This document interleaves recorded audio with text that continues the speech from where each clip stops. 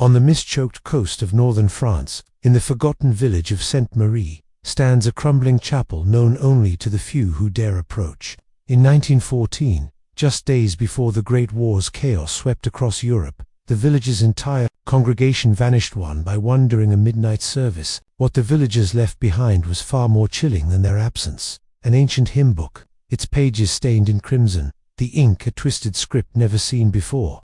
Local archives sealed the truth for over a century, but I've uncovered the final, haunting melody. Are you brave enough to hear it? The hymn hung in the silence like a ghost, its scent heavy with dust, and its pages stained with a memory none dared to recall. The chapel stood on the edge of Sainte-Marie, a structure that had once been a sanctuary but was now only a tomb for the forgotten. Its stones were weary from centuries of unspoken grief, its rafters sagging under the weight of time. The locals spoke little of it, for to speak was to summon the unwelcome, and some things are better left untouched. When the hymnal was discovered, buried beneath the altar where the light could not reach, its significance was both immediate and inscrutable. The book was warped, its crimson pages clinging together as if holding some nameless secret. The ink smeared with an unsettling fluid that did not glisten like blood, but rather pooled like something older, more ancient. It had been hidden, sealed, behind the walls of the chapel long after the last priest had left, his footsteps fading into the echo of years. And yet, when it was found, it was as if the earth had exhaled a breath long held, and everything had begun to stir again. The hymn was unreadable, the script foreign, slanted in a way that made the eyes ache. Not a soul living had ever sung its words, and no voice dared to do so. The pages hummed with a soft, almost imperceptible vibration, like the last note of a forgotten song. Just out of reach, Sister Agnes had always been a curious soul, but it was her curiosity that had led her here, standing alone at the altar, the hymnal in her hands, its weight both a burden and a revelation.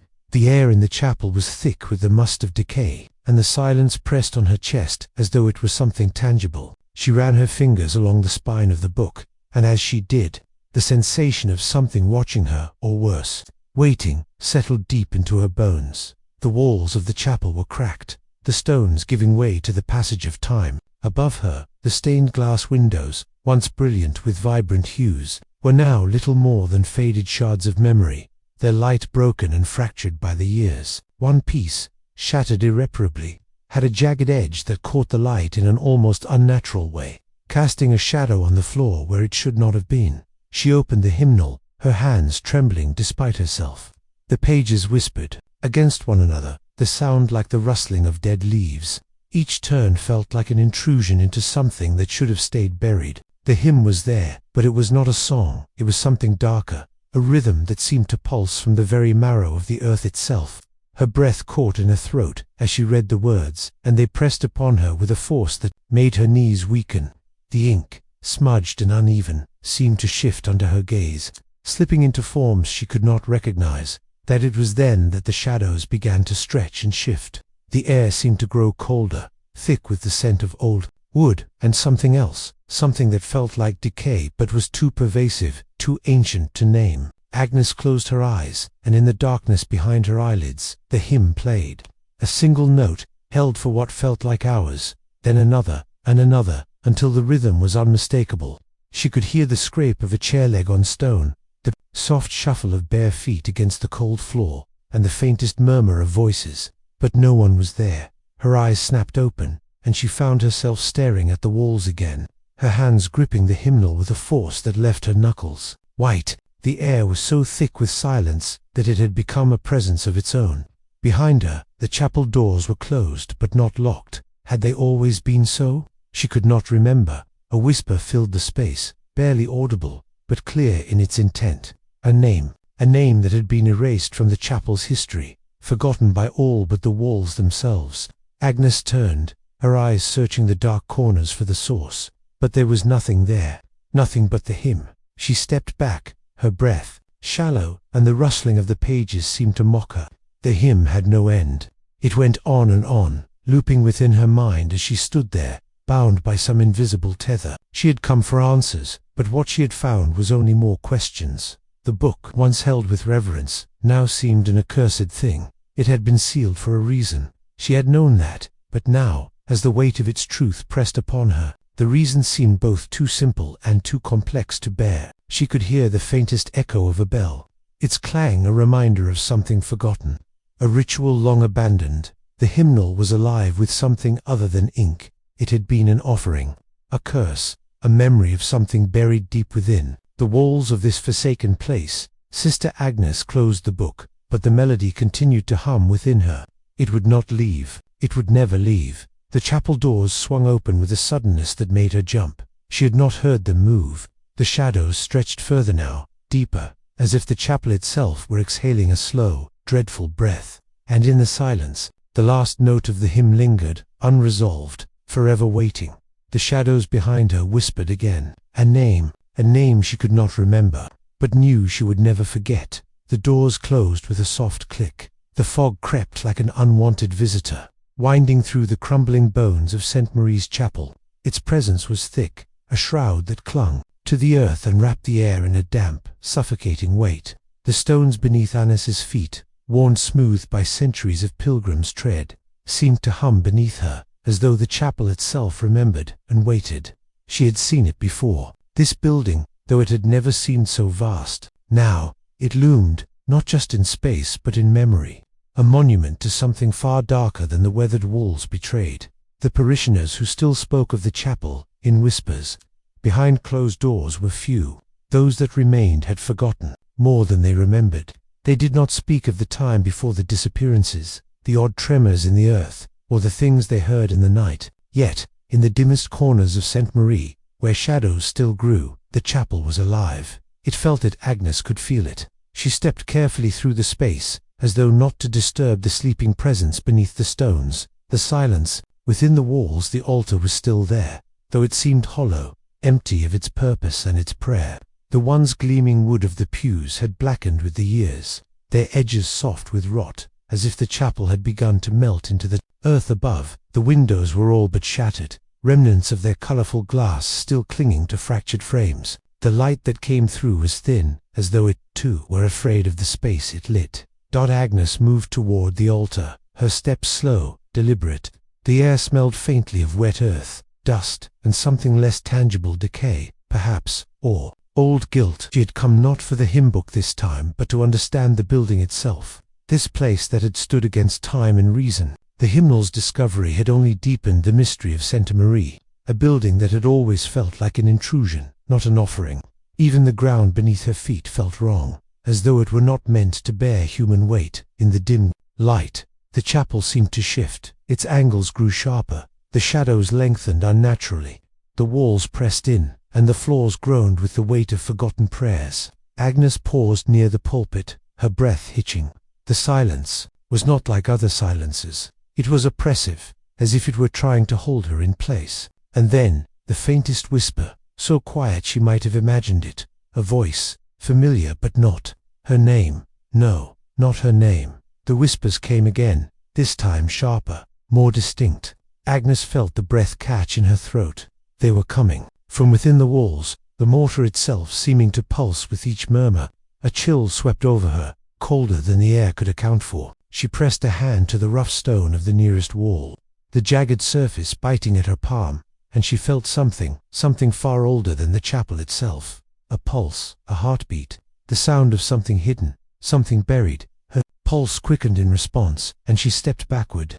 The walls seemed to groan, a low, mournful sound like the echo of an old grief, a sound that never faded. She turned her head quickly, as though expecting someone to emerge from the shadows. But there was only the chapel, its silence thickening, closing in on her. A sharp noise split the air, the sound of something cracking, splintering. Agnes turned, her eyes wide, and looked toward the cracked stained glass window. One piece of glass, held tenuously by the remnants of its frame, trembled with the weight of some unseen force. For a moment, it seemed as though the fragments might fall away, tumbling into the space below. But then the tremor stopped. The glass held, but its fractured form seemed to gaze at her, watching, waiting. In the distance, through the fog and the brittle silence, a bell tolled, faint, distant, yet unmistakable. Agnes closed her eyes, the sound reverberating in her skull, familiar, like a call to something buried deep in the recesses of her mind. It was the bell of Saint Marie, but its tone had changed. It was not the simple chime of prayer, but something more mournful, something far older. The bell rang not to summon, but to warn. The walls, the bell, the whispers, they all began to weave together in Annis's mind. There was something insidious in the silence of this place, something deliberate. She had never felt the weight of the chapel so strongly before. The decay in its stones was not merely from time. It was something else, something that had seeped into the very bones of the building, something that was not meant to be there, but had been allowed to fester. She could hear the scraping of unseen chains, the heavy tread of forgotten feet, and she wondered, not for the first time, how much of the building had been allowed to decay and how much had been deliberately hidden. The whispers grew louder now, as though the chapel was speaking to her, speaking through her. She turned, her eyes wild, but there was nothing. The altar was empty, the pews silent, and yet the air was thick with an accusation, the heavy scent of guilt. What had been left here? What had been buried beneath these stones? A thin, cold draught swept through the chapel, and Agnes felt a sudden, sharp cold against her skin. She shivered, her breath visible in the air before her, and in the corner of her vision, something moved, just a flicker like a shadow crossing the dim light. She spun toward it, but saw nothing, only the chapel, empty and waiting. The bell tolled again, but this time it was different. A single, long note, and then another, a pause, and then, as if answering the first, a third. It was a strange sequence, one that should not have been there. Agnes's heart raced as she stood frozen in place, staring into the deepening shadows. The silence that followed felt like a physical weight, heavy in her chest. The walls seemed to press in closer, and then, just as she thought she might crack, beneath the pressure, the floor beneath her feet gave a low, mournful groan. There, deep in the stone, something moved, something ancient, something alive.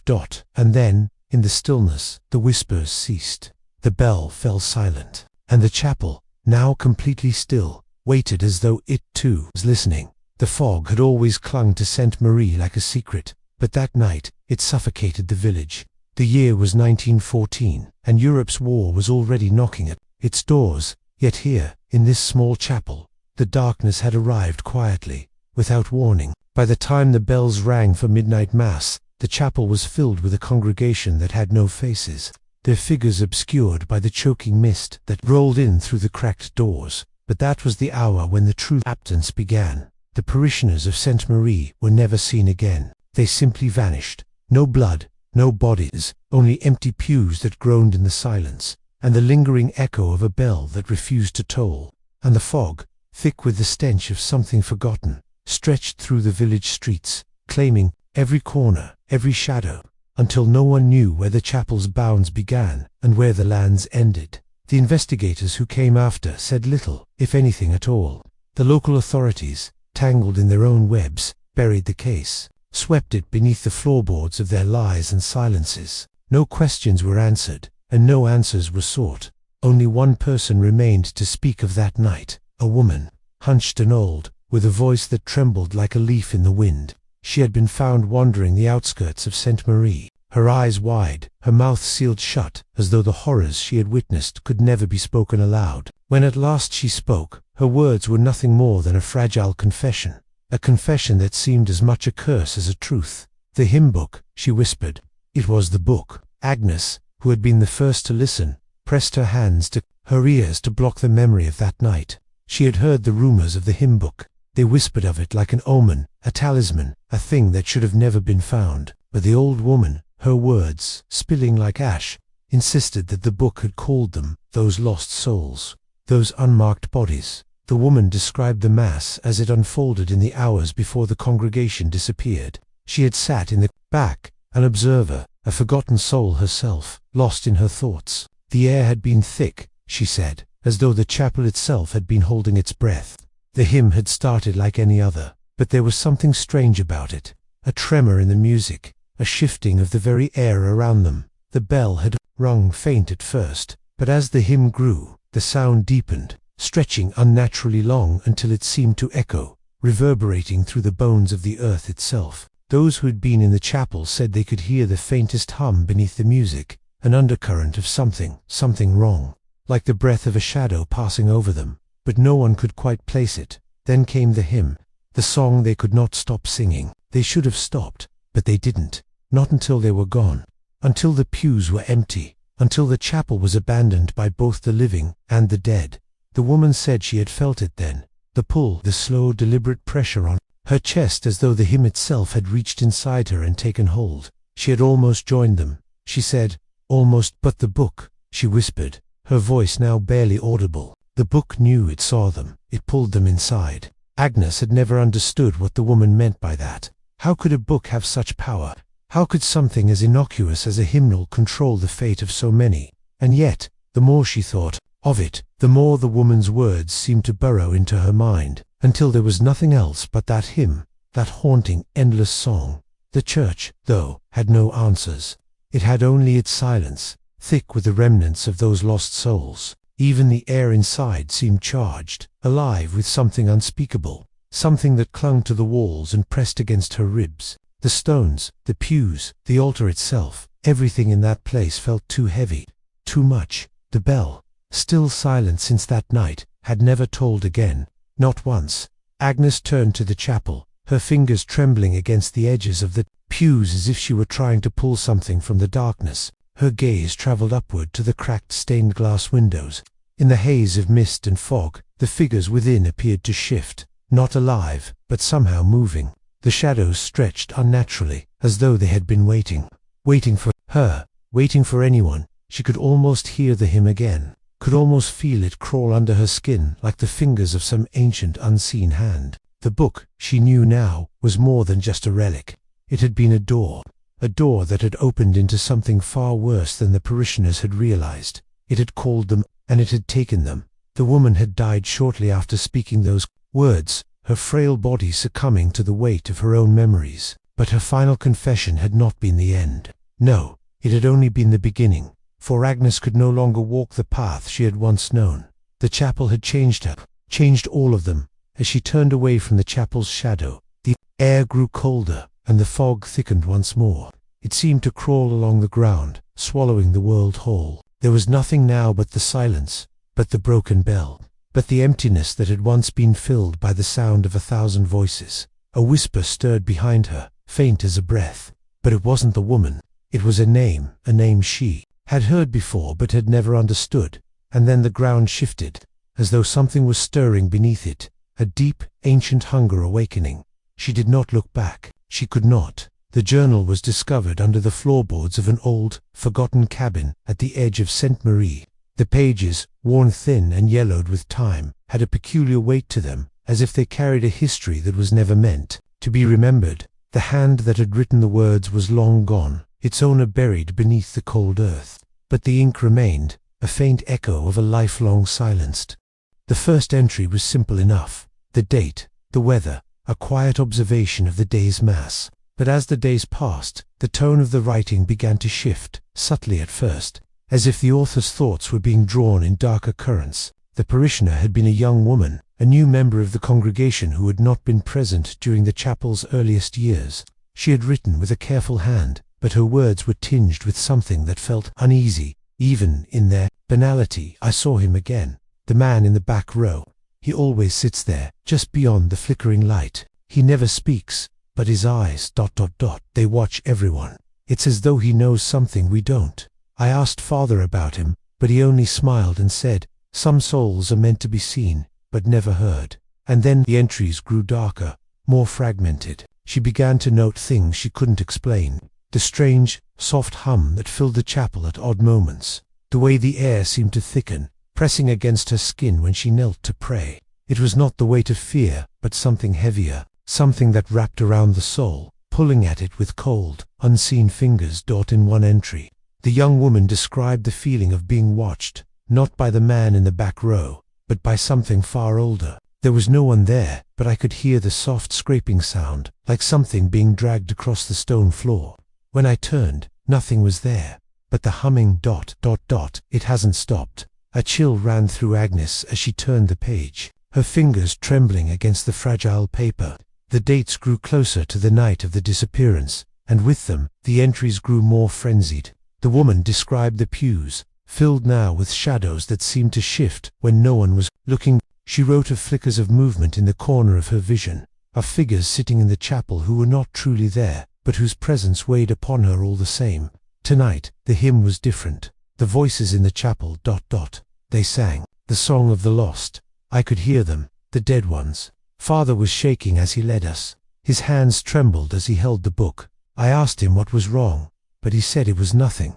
I heard the bell in the distance, but it was wrong. It tolled 3 times, not once. The woman's words grew desperate, as though she could feel the walls of the chapel closing in around her, suffocating her with the secrets it held. There was no mention of the hymn in the usual sense anymore. Instead, the song became an intrusion, a thing that took root in the chapel like a disease, something alive and sickly that pulsed beneath the surface. In the final entry, written just days before the disappearance, the woman's handwriting became erratic. She spoke of the man in the back row, his face no longer a shadow, but now fully visible. She described his features in unnerving detail: pale skin, hollow eyes, and lips that never moved but always seemed to smile. She claimed that the chapel itself had begun to hum, the notes weaving through the air in strange patterns that she could not understand. Tonight, I saw him move, the man in the back row. He stood up during the hymn and walked toward the altar. He did not look at me, but I could feel him. He is the one who has been calling them. He has been waiting for them.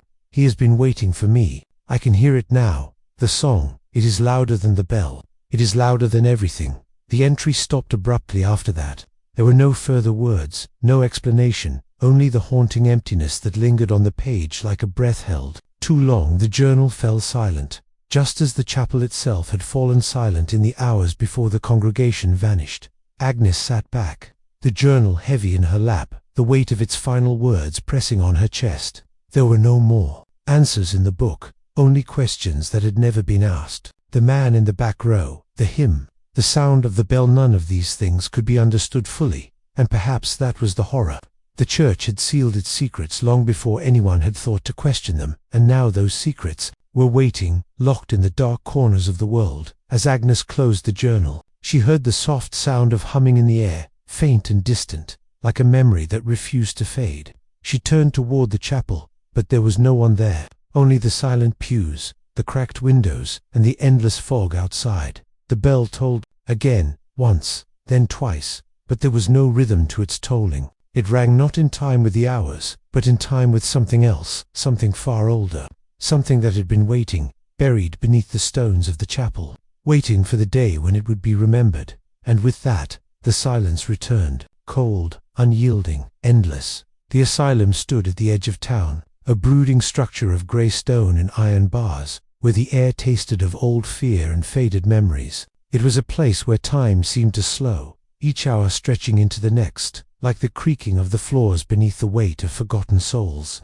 It had been years since the priest had last been seen, but his name, his legacy, still lingered in the corners of St. Marie, and it was his distant relative, the broken old man, that I sought now, though I was not sure what truth I would find in his fragile words. The hallway that led to the cell was narrow, lit by flickering gas lamps, whose light only deepened the shadows. The smell of damp stone clung to the walls, mixing with the musty scent of old papers, half-forgotten confessions, and medicine that had long since lost its power. The nurses, silent in their own grief, paid me no attention as I passed, their gazes fixed on some faraway horizon only they could see. The cell door was unremarkable, rusted with age, and locked with a heavy iron bolt that groaned when moved. Inside, the man sat on the floor, his back to the door. His hair, once a deep brown, had long since turned silver, though his eyes still sharp, though clouded with madness, betrayed the years that had passed.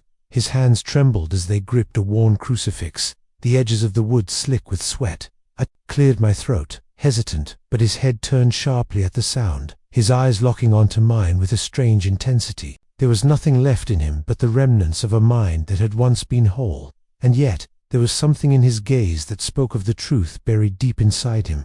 "You," he rasped, his voice cracked and fragile. "You come for the hymn, don't you?"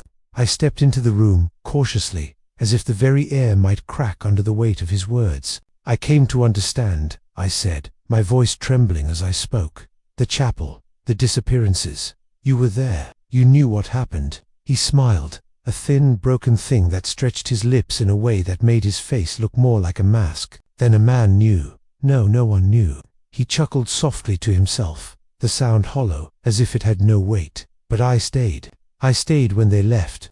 I stayed when they called for me. His eyes darted to the corner of the room, and for a moment, I thought I saw something there, some shadow that shifted just out of sight, just beyond the threshold of the lamp's weak light. I felt the hairs on the back of my neck rise, but I said nothing. It was impossible, of course. Nothing was there. But then he spoke again, his voice dropping to a near whisper. It was never meant to be sung by humans. His gaze flickered back to me, wild and searching. No, it wasn't. You don't understand. The hymn, what it called, what it brought. The room seemed to grow colder as the words left his lips, a chill creeping into the corners of the room, like something trying to climb from the stone beneath our feet. I took a step closer, heart hammering in my chest, as I tried to grasp what he was saying. What did the hymn bring? I asked, my voice barely above a whisper. The man's fingers clenched around the crucifix, and he rocked back and forth slightly, as if trying to steady himself against something unseen. It wasn't the priest. Not really, he murmured, his voice growing more agitated. He thought it was holy, but it was never meant for the living. It was always meant for for them. His eyes locked onto mine, and I could see the raw terror in them now. The ones in the shadows, the ones who came before, they were waiting for the call. I stood frozen, the weight of his words pressing down on me. The man continued to speak, though his words were now disjointed, his sentences breaking apart like the frayed edges of a torn cloth. It was the book, he gasped. The book kept it alive. The hymn, oh God, it was never supposed to be sung by us. It wasn't made for our voices. The priest, he thought it was a blessing. He thought it was a gift, but it was a curse. A doorway, a door that opened to his voice faltered, and he looked once again to the corner of the room, his eyes wide, pleading. They came, and they took them, all of them. They took me to, but I stayed. I stepped back, my breath coming in, short, shallow bursts, as his words wrapped themselves around me. What happened to the others? I asked, desperate to understand, to piece together the fragments of truth he was leaving behind. They were gone. He shuddered violently, as if the memory itself were a blow. The chapel, it didn't just take them, it kept them. The hymn, it held them there, trapped between the walls, trapped between the living and the dead. I stared at him, struggling to process the horror that was unfolding in front of me. The man's hands were shaking uncontrollably now, his eyes wild, darting between me and the corner of the room, as though he expected something to emerge from the shadows. I stayed, he repeated, his voice broken. I stayed because I was meant to see it, to witness it. I was the one who stayed behind. But it doesn't matter now. It's too late. The room felt smaller, the air thicker, as if something was pressing in from all sides. His words hung in the air like a fog that would not lift, and I felt a creeping sense of dread, a sense that something had been waiting for me to hear them. As I turned to leave, I glanced back once more. The man was muttering to himself now, his hands still clutching the crucifix as his eyes flickered toward the corner again, and I swore just for a moment that I saw something move there. Something in the shadows that had no shape, no name. But when I blinked, it was gone, and the silence returned. The air in the asylum was thick and suffocating. I left, and the door creaked shut behind me, but in the stillness, I could not shake the feeling that I had been marked by his words, that the silence of his room had clung to me like dust, and that whatever it was he had stayed behind to witness, whatever it was that had come from the hymn, was still waiting. The chamber beneath the altar was not on any map. No priest, no acolyte had ever spoken of it, yet there it was, hidden beneath layers of time and stone, like an open wound, forgotten by the world. It was only when the altar itself had been disturbed, the ancient stones shifted, that the passage revealed itself, a gaping hole into a past that had been buried, and with it, a silence that had been kept far too long. Agnes stood at the threshold, her breath shallow, the scent of mildew and decay clinging to her like a shroud. The air was thick, stifling, as though the walls themselves were reluctant to exhale.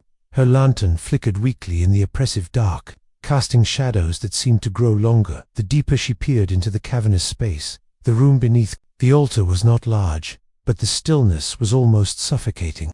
The floor was scattered with soot and dust, the remnants of something long forgotten. But it was not the soot that drew her attention. It was the garments. Child-sized clothes lay scattered in a haphazard fashion, dresses, shirts, tiny shoes, all soaked through with milk. The white liquid congealed into curdled stains that had turned a sickly yellow over time. The milk had seeped into the fabric, darkened by soot, leaving an impression of innocence tarnished, of something far darker than any ritual or prayer. Agnes felt the weight of the sight pressing down on her, and for a moment the world above seemed to fade away, leaving only the chamber, only these fragments of lives that had never been accounted for. She knelt down, the hem of her habit brushing against the damp ground, and gingerly reached for one of the garments. It was a child's dress, tattered at the edges, stained beyond recognition. As her fingers brushed the fabric, a chill ran through her spine.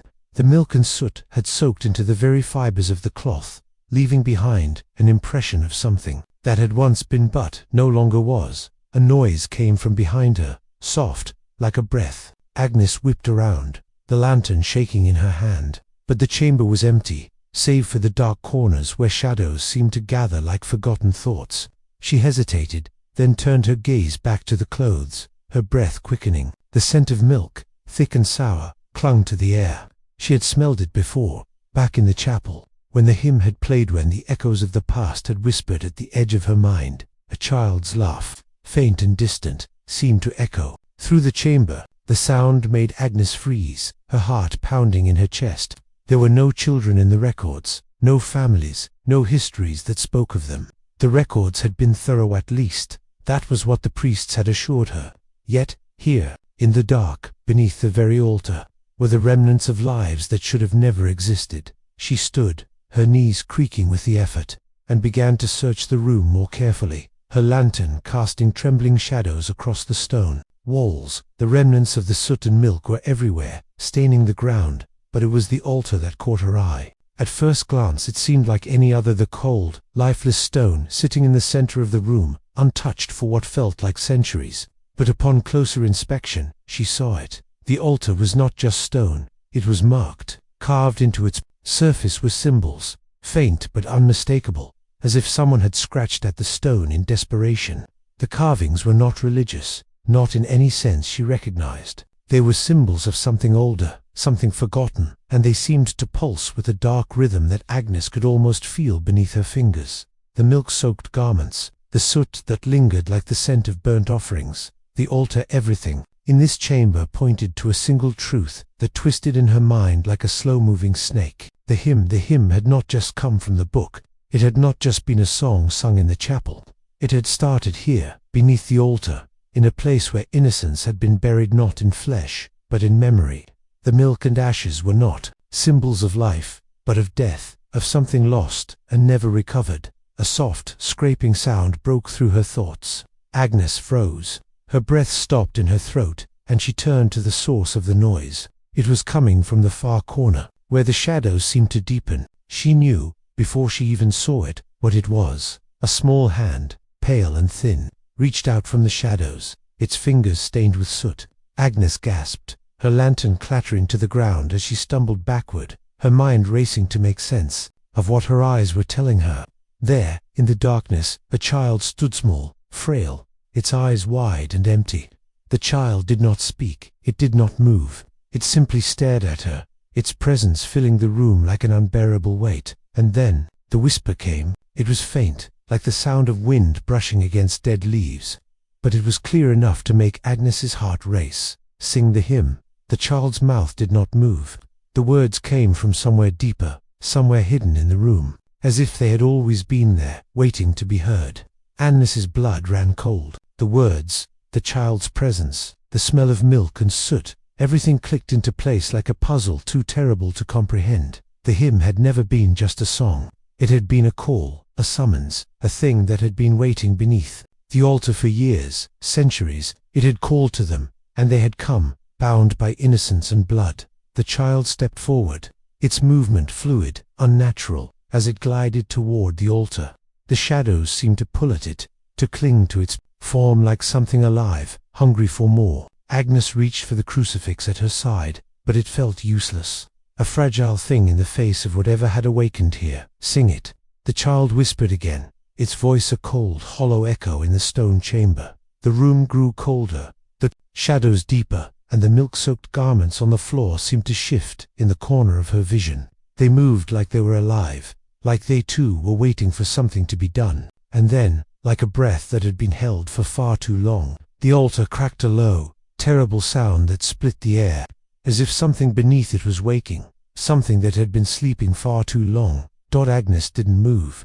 She couldn't. The child's presence was overwhelming, its gaze like an anchor pulling her deeper into the dark. She didn't understand what it wanted. What was it asking her to do? She couldn't. No, she mustn't give in to the call. But even as she fought against it, she felt the hymn stir in the depths of her mind, rising like a tide that could not be stopped. And then, from the corner of the room, something more began to stir. More hands, more shadows, rising from the ashes. A chorus, long forgotten, waiting to sing. The child's eyes never left her. The silence that followed felt like the air had been sucked from the room, leaving only the remnants of a question too terrible to ask. The records were buried deep in the parish archives, their pages so thin with age that they seemed to disintegrate beneath the weight of memory. When Agnes uncovered them, hidden between layers of time-worn ledgers and crumbling parchment, she felt the cold weight of something far older than the chapel itself. The ink had bled into the paper, obscuring many of the names, but there were hints of something worse, something that had been deliberately erased. The deeper she read, the more the details unraveled, and the more they painted a portrait of a town in thrall to something that had always lurked in the silence of St. Marie, in the margins of the town records, scribbled hastily by someone too frightened to speak outright. There were mentions of the Midnight Society, a group that met in secret, beyond the eyes of the village, hidden beneath the cloak of night. The descriptions of their meetings were vague, but the rituals hinted at something much darker. Rituals tied to the chapel's hymn, ancient melody whispered to control death itself, to bind souls in eternal silence. There was no mention of how the hymn was first composed, no explanation of its origin, but it was clear that it had become a tether, a thread that connected the living to something far more insidious, something buried in the bowels of the church. Agnes felt the air thicken as she turned the pages. Each word seemed to press against her, tightening the grip around her chest. The hymn was never meant to bring peace, the record suggested. No, it was meant to bind, to control, to summon the very souls of the lost, the forgotten, trapped between the living and the dead. The Midnight Society had used the hymn as a tool, an instrument, not of divine peace, but of ritualistic domination. The group, it seemed, had learned how to manipulate the song, to twist it into something that could command the voices of those who had vanished, those whose bodies had never been found. Her lantern flickered as she read, casting erratic shadows against the walls, the quiet hum of the hymn filling her mind, as if it were a part of the room itself, lingering in the corners, just beyond the reach of the light. The further she read, the more she could feel it, this growing weight that pressed against her, the very walls of the chapel closing in, suffocating her thoughts. The document spoke of ritual, a circle drawn beneath the altar, candles arranged in precise patterns, and the chanting of the hymn at the stroke of midnight. But the most chilling part was the description of the participants. It was not just the priests or the faithful who had gathered. No, they had used others, unsuspecting, villagers who had disappeared over the years, their fates sealed in whispers and shadows. The hymn, it seemed, had been a calling, a means to draw those lost souls back from the edge of oblivion, but not to bring them peace, to bind them, to hold them in a space where time did not exist. The hymn had been the anchor, the tether that held these lost spirits in place. It was not a prayer, it was a binding. And then, the record stopped. There was no explanation for the silence that followed. No more references to the Midnight Society, no more mention of the hymn. It was as if the town had collectively turned away, swallowed its guilt, and allowed the memory of the rituals to slip into the cracks of history. But the silence had not been a release. It had been the beginning of something much worse. The final entry in the records spoke of the last known meeting of the society, just days before the vanishing. The hymn was sung, as it had been for so many years before, but this time something had changed. The town had started to notice the disappearances, the strangeness that had begun to settle over the village. People whispered of figures moving in the mist, of voices that were not quite human. of the bell tolling far too often for any of the priests to justify. Agnes pressed her hand to her forehead, the weight of the records heavy in her chest. The deeper she had dug, the more she had found herself sinking into this abyss. The town had tried to forget. The priest had tried to bury it, to silence it beneath layers of stone and secrecy. But the hymn had not been meant for peace. It had been meant for something darker, something buried beneath the chapel that still stirred, waiting for its moment to resurface.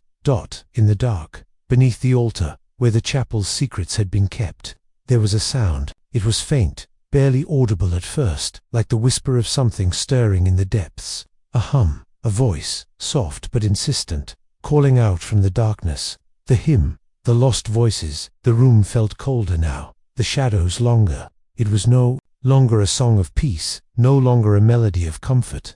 It was a summons, a calling, not for salvation, but for the binding, for the control. The voice seemed to come from the very walls of the chapel, from the stones themselves, vibrating with an energy that Agnes could feel deep in her bones. The records were silent now, and so was the room, but the silence did not bring comfort. It was oppressive, thick, as though it were waiting for something to be done. She reached for the worn journal beside her, the edges frayed with time. As she opened it, the first entry seemed to come alive in her mind, a whisper that had been buried, a name she had almost forgotten. The hymn had not just been a song, it had been the thing that bound the dead to the earth, to the altar, to the priest who had sung it. And now, in the silence, it was calling again. Agnes felt the edges of her mind beginning to fray, the world around her slipping away as the sound of the hymn rose, not from any earthly source, but from the depths of her own thoughts. She could hear the voices now, the voices of the lost. Their whispers were not of peace, but of something darker. As the bell tolled in the distance, Agnes closed the journal. There was no explanation left in the records, no more names. But the hymn, the silence, it would not let her go. It had never been meant to. The priest's room was as much a tomb as it was a sanctuary. The small, dimly lit space, tucked away on the edge of the monastery grounds, was suffocating in its stillness.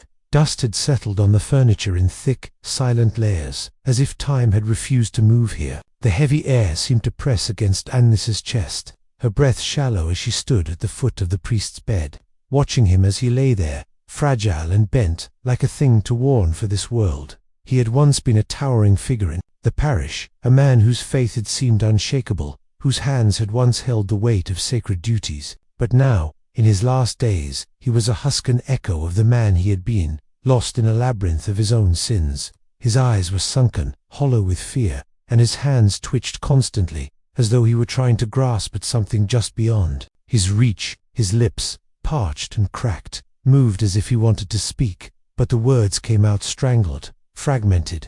"Father," Agnes whispered, though she wasn't sure why she bothered. He had not acknowledged her presence when she first entered, his gaze fixed on the far corner of the room, his mind far away. But as she spoke his title again, he flinched, his eyes snapping toward her. They were clouded with terror, as if he could see something she could not, something that haunted the very air around him. I must speak," he rasped, his voice barely a whisper, as though speaking itself was an effort he no longer wished to make. Agnes leaned closer, her heart heavy with anticipation. She had come here seeking answers, but she had not expected the terror she now saw in his eyes. "What is it, Father? What do you need to say?" He took a deep breath, his frail chest rising, trembling. "The hymn," he murmured, his voice shaking. It was never a prayer, never. It was an invocation, a call, not to salvation, but to something else, something, far darker. His words hung in the air like smoke, dissipating too quickly for her to grasp fully. His hands clenched the thin blanket beneath him, his knuckles white, as though holding on to some fragile thread of sanity. Agnes felt the room grow colder, the silence pressing in as the priest's words settled within her. She had suspected something, felt it in the air, in the echo of the chapel's haunting notes. But to hear it from him, someone who had lived it, sent a chill through her veins. She took a step back, her thoughts spinning. "What do you mean? What did the hymn call?" she asked, her voice trembling, though she did not want him to see her fear. He shuddered, the movement so violent that for a moment Agnes thought he might collapse. But he held himself together, his gaze darting again to the corner of the room. She followed his eyes, But there was nothing there, nothing but the shadows that seemed to stretch farther than they should. It was ... a door, he continued, his voice growing fainter. A door to the beyond, to the lost souls ... to the ones who should have never been called. We ... we were foolish. We thought we could control it, thought we could use it to reach salvation. But it was always meant to bind them, to bind them, to bind us. Agnes could feel the weight of his confession pressing down on her, 1,000 thoughts swirling in her head. The hymn had been meant to call something dark, something powerful. The pieces were beginning to fall into place, but there was more. There had to be more. Father, what happened? What did you do? She pressed, her voice urgent. Her heart pounded in her chest as she took another step forward, her gaze never leaving his tortured face. The priest's eyes shifted, and for the first time, they locked onto hers with a clarity that sent a wave of unease through her. His lips parted, and the words that escaped them were barely a whisper, but they cut through her like a blade. I did not stop it, he said. I could not. I was complicit. We all were. He paused, his breath hitching as if the very act of speaking was a sin he could not absolve. The hymn, it was not a prayer, it was a command, a call to something that should not have been summoned, and once it began ... it never stopped. The silence that followed his words was deafening. Agnes stood, frozen, the weight of his admission sinking into her bones. The chapel, the hymn, the disappearance of the parishioners, all of it, had been a part of something far greater, far more sinister than she had ever imagined. And then the priest spoke again, his voice shaking, his words coming in a flood. It was the first night I heard it, in my sleep. The hymn. It was soft at first, just a whisper, but it grew louder, louder, each night, until I could hear it, even when I was awake. The voices of those who had gone, those who were taken, they ... they pleaded, and it was then that I realized ... I realized that it was never meant to bring salvation. It was meant to bring something far worse. His eyes darted to the window, as though something outside had caught his attention. His fingers gripped the edge of the bed tightly, the skin of his knuckles pulling taut. They came for me. They came for all of us. And I led them in. His voice broke, and a sob escaped him, his body trembling as the terror of his words overtook him. Father, Agnes whispered, feeling the weight of his sins pressing against her chest, suffocating her. Please, what happened? What did you do to stop them? The priest's lips trembled, but no more words came. Instead, he began to murmur something under his breath, an unintelligible string of words that sounded like the hymn, the very melody that had haunted him, that had driven him to madness. Agnes reached for his hand, desperate to understand, but as her fingers touched his, the air in the room shifted, thickened, as though something had entered. The shadows seemed to deepen, and in the dim light, something moved, faint, like a presence that was not quite there. The priest's breathing grew shallow, and his eyes widened in fear. And then, just as suddenly as it had started, the room fell silent once more, the shadows fading as quickly as they had appeared. The priest's body went still, his face contorted in a final, silent scream. The voice in his mind, the hymn that had tormented him, was now gone, leaving only the silence of his confession and the truth he could never undo. Agnes stood over him, her breath caught in her throat, and the darkness pressed closer, whispering something she could not hear but could feel in her bones. The bell tolled again, far in the distance, its sound growing louder, never ending. The voice, it seemed, would never fade. The town of Sainte Marie had not known peace for as long as anyone could remember, but the bell, once a sound of grace, a signal of time's eternal march, had been silent for decades. Its bronze body, cracked and weathered, still hung in the tower, a relic of a forgotten past. Yet, on that evening, in the thick fog that rolled over the land, the bell rang once more. The sound was not as it had once been, clear, commanding, a reminder of the chapel's presence. No, this was different. It was a hollow, ragged thing, a sound that seemed to carry with it, not the weight of time, but of something far older, something more malevolent. The bell had not tolled in living memory, and the villagers, who had long since learned to ignore its absence, stood frozen as the chimes echoed over the fog-shrouded fields. There was something almost mocking in its toll, as if the bell had been biding its time, waiting for this moment. Agnes had heard it too, in the quiet of her chambers, its sound reverberating through the very walls of Sainte Marie. The hymn had returned, not in music, but in the tolling of the bellied's chime, a beat in a rhythm she could not place. It was not the bell she remembered from the past. This was something else, a warning, a summons, and it was not meant for the living. She had gone to the chapel at once, drawn by an impulse she could neither deny nor understand. The streets were empty, save for the distant shadows that flickered at the edges of her vision.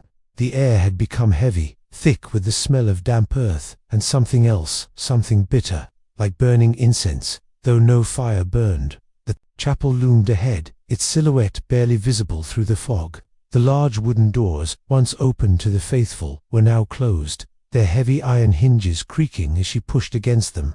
The sound of the bell seemed to grow louder with each step, the chimes scraping against her skin like nails on a chalkboard.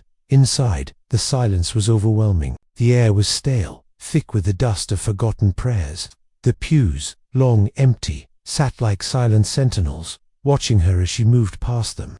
The altar was bathed in a sickly light, the faintest glow creeping through the shattered stained glass, casting fragmented rainbows on the floor.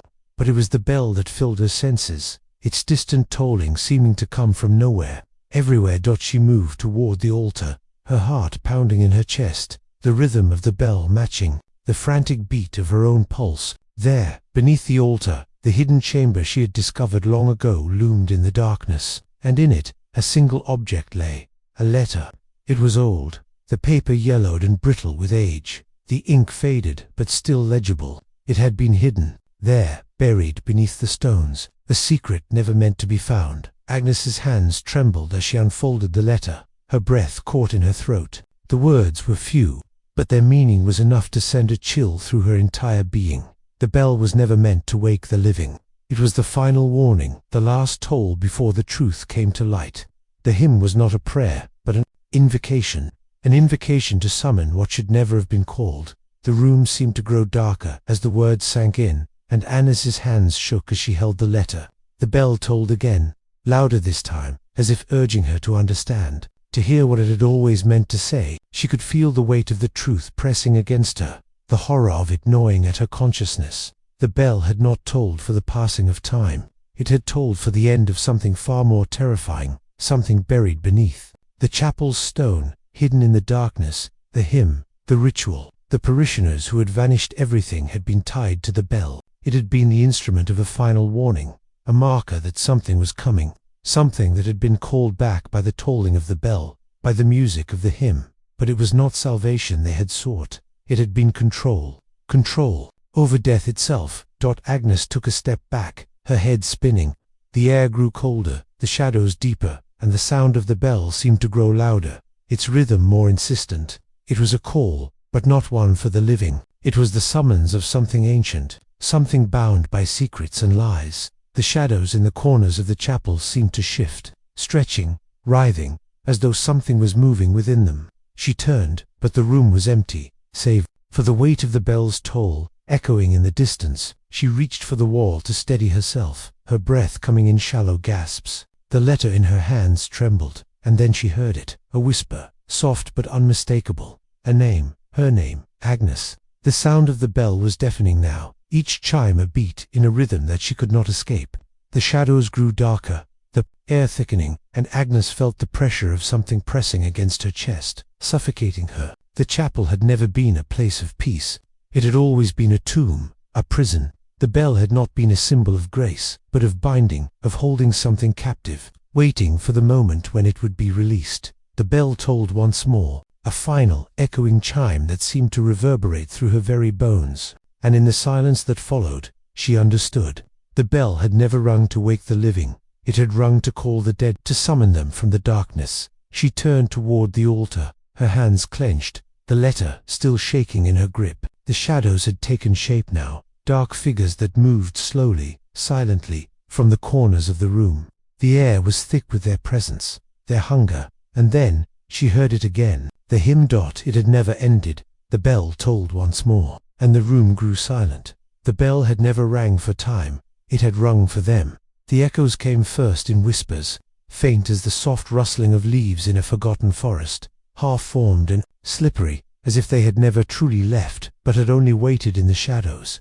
At first, Agnes thought it was her mind too tired to warn from the weight of all that had transpired, but the whispers grew clearer, louder, until they filled the room, each word a memory she could not place, each voice a sorrow that reached out from the dark corners of her mind. They bled into her waking thoughts, curling like smoke, and she found herself unable to ignore them. The chapel's hymn, which had once been a melody of holiness, now lingered in the background of her consciousness, not as music, but as voices soft, haunting, disembodied. She could no longer escape them. They followed her, threaded through her every thought like the threads of a tapestry too old to see. It had started when she began to look through the old records, seeking truths buried deep beneath the chapel's crumbling facade. What had begun as an investigation, a need to understand the vanishing of the parishioners, had become something else. It had become a descent into something darker, something she could no longer turn away from. The past had begun to claw its way back into the present, and the hymn, it seemed, was its key. As she stood by the old desk, the candlelight flickering weakly beside her, she could hear it more clearly now. A voice, soft at first, growing louder until it felt as though it were rising from the very walls around her. The words came to her, half-formed. Remember, remember the binding. Her hand froze over the worn paper in front of her. The letters blurred in her vision. The room, once still, seemed to shift. The hymn was not a prayer, not a blessing, not a call for salvation. It was something else, something terrible. It had always been there, waiting to be heard, waiting for someone to listen. It was not for you. Agnes stepped back, her chest tightening, as though something had wrapped itself around her ribs. She closed her eyes and rubbed her temples, trying to push the voices away, but they only grew louder, more insistent. It was as if the walls of the chapel, the very stones beneath her feet, were alive with memory, with the echoes of those who had been lost. The bell, silent for so long, had never been a marker of time. It had been a call, an invocation, a signal that something had been summoned long ago, and it had never truly gone away. In the stillness of the room, the voices continued, the faintest hum threading through her thoughts. The hymn was there, a backdrop to every waking moment. The sound of the bell had never truly been erased. It had been buried, muted, beneath layers of history and denial, but it had always waited. Now, as the echoes grew louder in her mind, she realized the truth. The hymn had never been meant to bring peace. It had been meant to call, to bind, to bring the lost souls back, not to heaven, but to the earth. The bell is not for the living, they whispered, their voices fractured like the shards of broken glass. It was never meant to wake the living. Agnes opened her eyes, her pulse quickening. The room around her seemed to darken, the edges of the desk blurring as if she were losing her grip on reality. The sound of the bell, distant but unmistakable, tolled again. She turned sharply, but the bell tower stood empty in the distance. The sound echoed through her, through the very bones of the earth, as though the chapel itself had begun to breathe again. The air grew colder, and in the corners of her vision, she saw shadows stirring. Not figures, not people, but something darker, something that moved without shape. They watched her. She could feel their eyes, cold and unblinking, pressing against her skin. Even though the room was empty, the hymn, it was not a song of peace. It was a song of binding, of control. It had called the lost souls to the chapel, but not to return them to some holy rest. No, it had kept them, trapped them, bound them in the dark, hidden beneath the altar, beneath the chapel's floor, beneath the weight of time itself. Agnes's breath quickened, the air thickening with the weight of her realization. The words had been there, hidden in the records she had pored over, but she had never seen them until now. It was all so clear: the disappearances, the strange rituals, the way the hymn had lingered in the chapel long after the last Mass had ended. It was never meant to bring salvation. It was meant to bind, and it had done so. The bell never rang for the living. It rang for the lost. The voices fell silent, as if they had imparted the final piece of their story. Agnes stood, alone in the room, the echoes of the hymn pressing against her skull, squeezing tighter with every breath. She felt the weight of it all. How long it had waited, how long it had been buried beneath the surface, forgotten. The bell had never stopped ringing. It had never stopped calling. She turned toward the window, but the fog had grown thick, swirling in the streets below, like some insidious fog of the past, dragging her toward it. Her eyes darted toward the door, but she could not leave. The bell had rung, and it would not stop. The hymn had been waiting, and now it was too late. As the bell tolled once more, Agnes felt the weight of the truth press down on her. The past had never been buried. It had only been waiting. And now, it had come to claim her. The bell never rang for time, she whispered, her voice trembling. It rang for them, for the lost. The echoes of the hymn swirled around her, and the room seemed to pulse, alive with the voices of those who had come before. She closed her eyes, the weight of their presence pressing down on her. As the bell's toll filled the air, louder now, never-ending, and then, in the darkness, the voices stopped, but the bell tolled on forever. The silence in St. Marie was not mere absence. It was the thick, suffocating weight of something forgotten. The chapel, with its fractured windows and fading hymnals, stood as a monument to that silencer. Silence not born of peace, but of guilt, of buried truths that could never fully rest. Yet, even now, the echoes of those lost voices clung to the air, whispers that only the walls could hear, and only the most desperate could listen to. Agnes had heard the stories of the last clergy of St. Marie, those corrupted figures whose hands had once held the sacred, but whose souls had long since been handed over to something darker. She had seen their names in the records, their titles etched in cold ink, but it was as if they were only ghosts, flickers of a past that could not bear the weight of its own sins.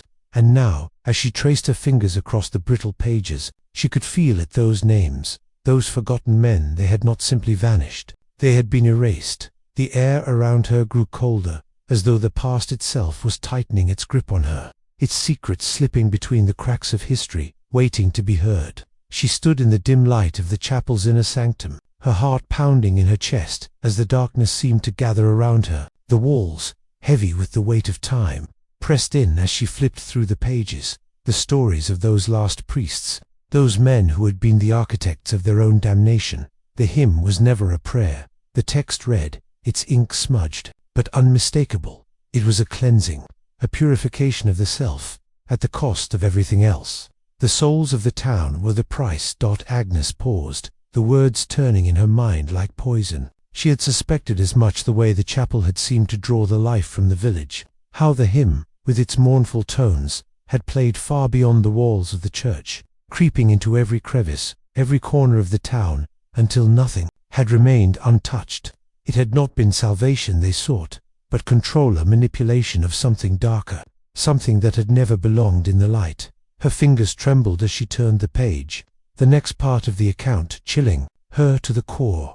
The ritual was completed on the final night. They cleansed themselves of sin, but only by binding the souls of the lost to the chapel, trapping them in eternal silence. There it was, the truth. The last of the priests had not performed a service, they had performed a sacrifice. They had invoked a hymn not to save, but to damn. The souls of the parishioners, those who had vanished without a trace, had not simply disappeared. They had been claimed, bound to the earth, kept in limbo between life and death, forever tied to the chapel's curse. Their names had been lost to the records, as if they had never existed, their faces forgotten, erased from the memory of the living. Agnes recoiled, a shiver running through her as the walls seemed to close in on her. The sound of the bell echoed in her ears, distant, but unmistakable. It had rung again, as it always had, as it always would.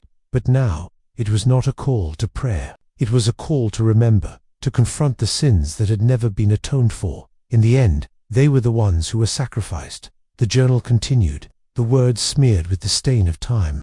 But their sin, our sin, will not be buried. It will remain. The silence thickened, filling the space until Agnes could hear nothing but her own ragged breath. She closed her eyes, but the faces of the lost parishioners seemed to hover behind her eyelids. Their eyes were hollow, their mouths silent, but their presence was suffocating, pressing in on her until she could barely breathe.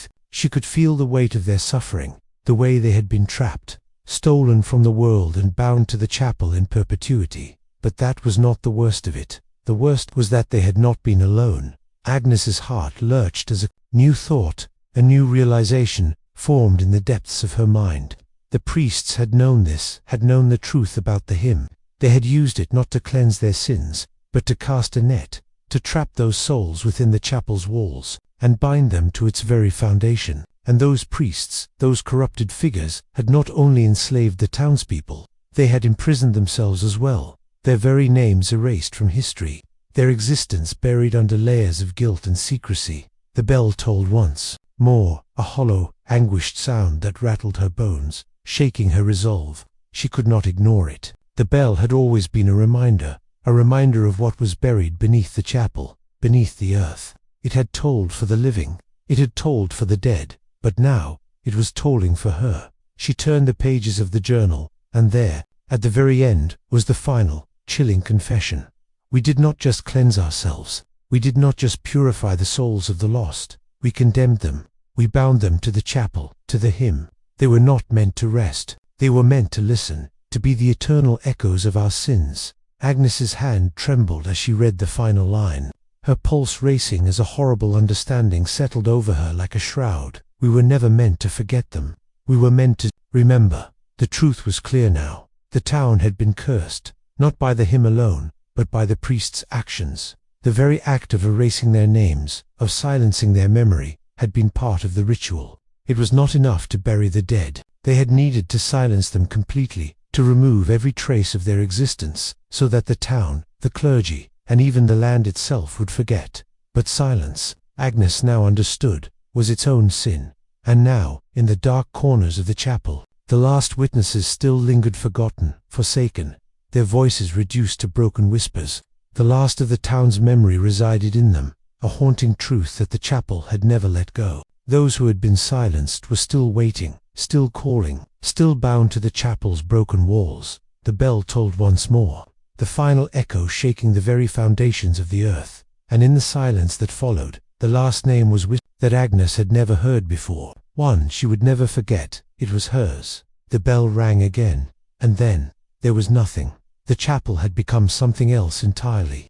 It had ceased to be just a place of worship. It had become a living thing, breathing through the cracks in its walls, pulsing through the cold stone beneath its floors. As Agnes walked deeper into the heart of the chapel, she could feel it, a presence that moved with her, that watched her every step. It was the silence, the weight of 1,000 unspoken sins, pressing against her, suffocating her. She had reached the altar, the same altar where the last remnants of St. Marie's clergy had once performed their rites. The hymnal, its pages frayed and brittle with age, lay in front of her. She could almost hear it then, the first faint notes of the hymn, not as music, but as a whisper, threading through her thoughts, creeping into her mind like poison. She closed her eyes, trying to block out the sound, but it was impossible. The hymn was not just a melody, it was a part of the chapel, a part of the earth beneath her feet. It had been buried in the folds of time, sealed beneath layers of guilt and silence, but now it rose again, as if summoned by her presence, as if it had always been waiting for this moment. The air grew thick with the weight of it, or the weight of the chapel, the weight of the past, the weight of the souls that had been bound to this place. The walls seemed to close in on her as the hymn played, its notes rising in her chest, in her throat, until she could taste them, bitter and sweet at once. The last vestiges of St. Marie's original inhabitants stirred in the darkness, there, voices half-formed, barely audible, like the last whispers of a forgotten dream. They were not the living. They were something older, something bound by silence, by guilt, by the irreversible descent of a community that could never escape its past. They had been trapped, imprisoned by the very hymn that now played in her mind, and they were waiting for her, calling to her in voices that bled into the waking world. As she opened her eyes, she saw them, figures standing in the shadows, their faces blurred, their forms shifting and incomplete. They were not human, not fully, but they were there, in the corners of the chapel, waiting, watching, listening. They were the witnesses, the ones who had seen the ritual, who had felt the weight of it. They had been there when the hymn was first sung, when the souls of the town were bound to the earth, and they had never left. They could not leave. They were part of the chapel now, just as the hymn was. Agnes's breath quickened. The bell tolled in the distance, its sound growing louder, more insistent. It was not the bell she had known, it was something else. It was a summons, a call to remember, to awaken. The veil between the living and the dead was thinning, and she could feel it, feel the pull of the past as it reached out for her, dragging her toward it. The hymn was no longer just a song. It was a force, a tide that swept through her, that moved her without her consent. She could feel its power, its hold on her, wrapping around her like a rope, pulling her deeper into the abyss. She wanted to stop, wanted to pull away, but the music, no, the voices would not let her. They filled her ears, her heart, her soul. until there was nothing left but the hymn, nothing left but the echoes of those who had been lost. She stepped back, her body trembling, but the shadows followed her. The figures moved closer, their eyes fixed on her, their mouths open in silent screams. They were not alive, not truly, but they were here, in this place, and they would not be forgotten. The bell tolled again, its sound a final warning, a last toll that rang through the chapel like the death knell of a world that had long since passed. The walls seemed to breathe, to shift with the rhythm of the hymn, and Agnes knew, with a clarity that cut through her like ice, that it was too late. The town's scenes had never been buried, they had only been waiting.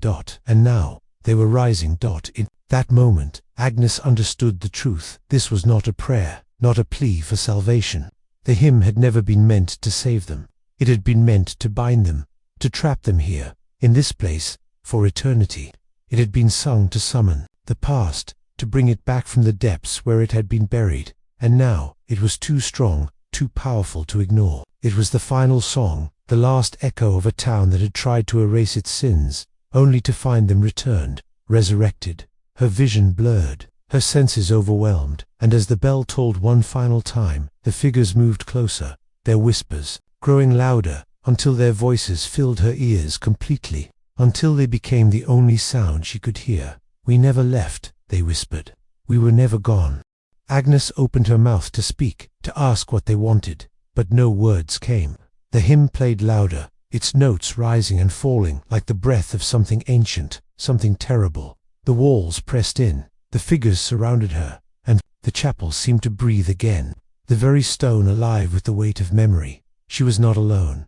The town was not alone, and the hymn would never end. In the silence that followed, the echoes remained, lingering in the air like a final breath held too long. Forever. The chapel stood as it had for centuries, dilapidated, forgotten by the town, its stone walls crumbling beneath the weight of time and guilt. The air round it was heavy, soaked with the scent of decay and the ghosts of what had once been. The bell, cracked and unmoving, hung in the tower, silent as it had been for years. Yet, still, Agnes could feel its presence in the air, thick and oppressive, as if the very foundation of the chapel pulsed with the echo of a long-lost hymn. She had walked away from the remnants of St. Marie, but its pullet's curse had never left her. The secrets of the chapel, the sins of those who had hidden behind its walls, had seeped into her soul, filling the empty spaces with a weight she could not shed. The more she searched, the deeper she dug, the more she realized. The hymn was not just a song, it was a force,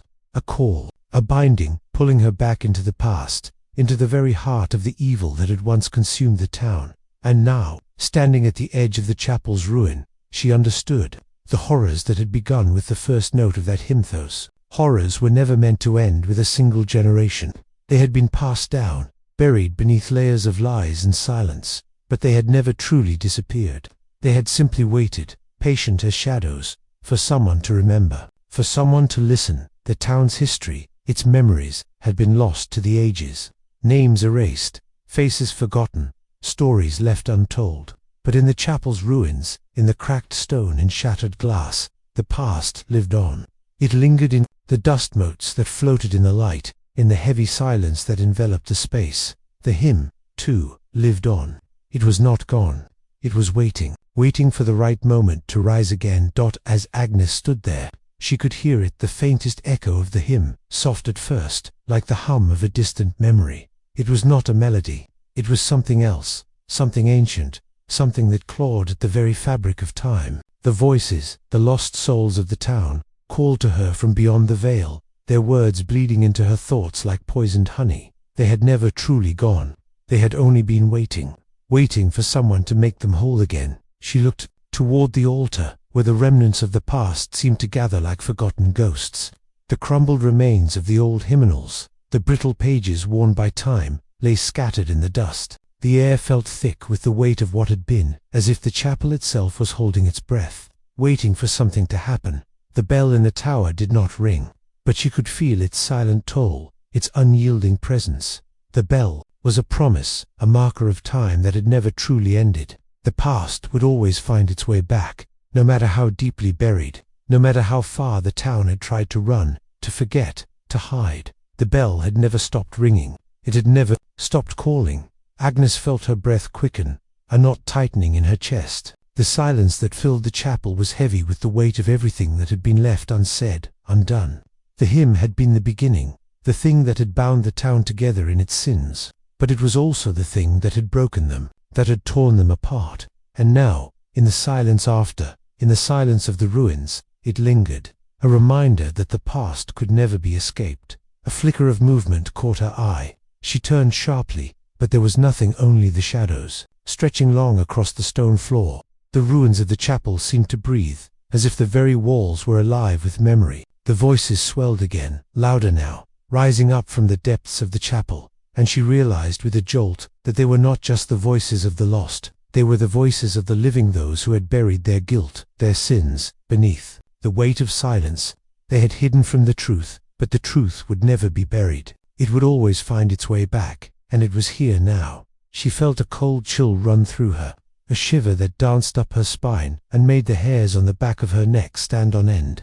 The whispers grew louder, their tone shifting from sadness to anger. She could feel their weight pressing against her chest, as if they were trying to break through, to claim her. They had not been erased. They had only been waiting for someone to listen. Agnes, her name, spoken softly, barely a whisper, but it cut through her like a knife. She turned quickly, her heart racing in her chest, but there was no one. The chapel was empty, save for the crumbling stone, the broken glass, and the remnants of a past that had never been truly laid to rest. And yet, she could feel their eyes on her, the weight of their judgment, the echo of their suffering. Silence, it seemed, had never truly ended. It had only been waiting for her, waiting for someone to uncover the truth, to expose the horrors that had been buried beneath the weight of history. And now, the silence would not be silenced. The past would not be erased. The bell tolled once more, its sound deep and resonant, filling the air with its mournful echo. But there was no ringing, no rhythm, only the hollow, aching sound of something long forgotten, something that had been buried in the depths of the chapel, now rising again. Agnes closed her eyes, her hand reaching for the broken stone that lay at her feet. The hymn, the bell, the silence, it was all part of the same thing. The thing that had never let go. The thing that would never let her go. The silence after was not an ending. It was a beginning. The bell tolled again, and in that silence, Agnes knew whatever had been buried here, whatever had been lost, would rise again. The past would always find its way back, and it would never be forgotten.